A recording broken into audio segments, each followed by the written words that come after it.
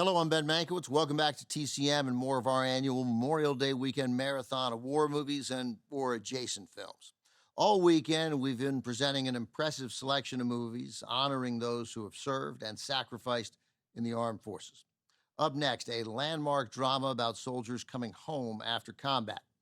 I have said this before. I believe if you polled 788 serious TCM fans, those who watch more than 10 classic movies a year. You probably thought I was going to say a week. And then ask them to name their favorite classic film. I think this movie wins. It is the film I hear mentioned as a favorite more than any other. From producer Sam Goldwyn in 1946, directed by a World War II veteran himself, William Wyler, Frederick March, Dana Andrews, and Harold Russell play three soldiers trying to adjust to life back home after the war in the best years of our lives. In 1945, as World War II finally drew to a close, hundreds of thousands of American servicemen began returning to some semblance of an ordinary life in small towns and bigger cities across the country. They came home to families they hadn't seen for as long as 4 years. Many of these young men had seen serious combat during the war and suffered from PTSD, pejoratively called shell shock at the time. For many, probably for most, settling back into civilian life was not a smooth transition. Producer Sam Goldwyn's wife, Frances, read a magazine article about the struggles of these returning veterans and suggested a movie about them would make a compelling story. This movie that Goldwyn produced and Wyler directed was immediately recognized as an important film, the defining picture from classic Hollywood about the struggles at home that followed the battles abroad. Story here follows March, Andrews, and Russell as they return to a small American city after the war. All three have been dramatically affected by their experiences, though their PTSD affects each of them differently. March and Andrews were established actors immediately recognized by audiences at the time as Hollywood stars. William Wyler wanted to give the film a natural and unglamorous look, which he thought would be aided by giving the third principal role to an unknown actor, which is how Harold Russell entered the picture. Russell was an actual disabled war veteran with absolutely no acting experience.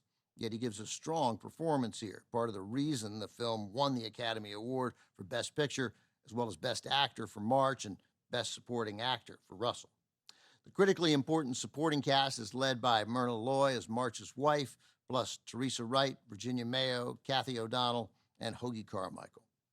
If you're one of those TCM fans who thinks this is the best movie ever made, you are in good company. Bette Davis said the same thing. Here it is, from 1946, The Best Years of Our Lives.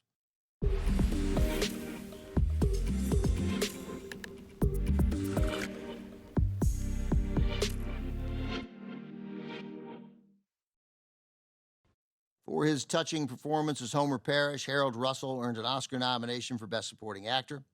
Russell lost both his hands on June 6, 1944. Coincidentally, that's D-Day. Russell's injury happened in North Carolina, where he was an Army airborne instructor.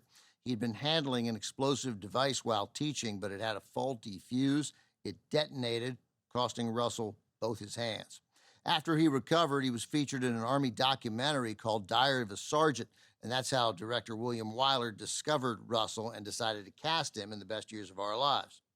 Hollywood insiders considered Russell a long shot to win the Oscar, so to make sure he was honored at the Academy Awards, the Academy's Board of Governors gave Russell an honorary Oscar for, quote, bringing hope and courage to his fellow veterans. But then Harold Russell went ahead and won the Best Supporting Actor Oscar, too, making him the only actor ever to pick up 2 Oscars for the same performance. Coming up, Aldo Ray, Cliff Robertson, and Raymond Massey star in a World War II picture based on a novel by Norman Mailer. The Naked and the Dead is next on TCM. Next on TCM, The Naked and the Dead, then The Big Parade, and later, West Front 1918. It's all quiet on TCM tonight.